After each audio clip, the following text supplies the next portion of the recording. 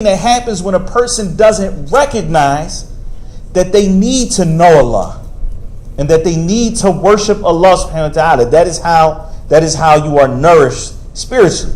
But if you don't recognize it, and how does that happen? It happens because a person has clouded, he's diseased.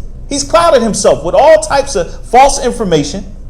And guaranteed, if you go through any secular system of schooling, everything that you are learning is teaching you to forget Allah. Step by step. You know why? You know why? And what do they replace it with? They replace it with a different religion, but they don't call it religion. They call it science. They call it science. And science, the basis of it is what?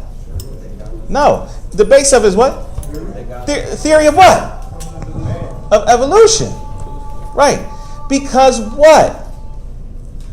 Because the people that are in control can stay in control because they're supposed to be in control according to evolution.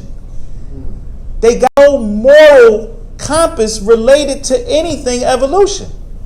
There's no morality related to that. So we can kill if that's what it means, because this is about survival of the fittest. And if that means we need to eliminate people, then so be it. That system is put there to keep people where they are, because there's no accountability to a higher being. Like Fir'aun said, Ana Rabbukumul A'la. I'm your Lord, the Most High.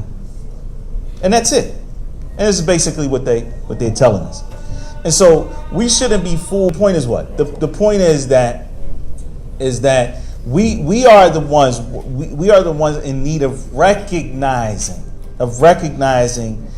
Allah subhanahu wa ta'ala and recognizing his uluhiyyah, yani his qualities of being the divine and his perfect qualities.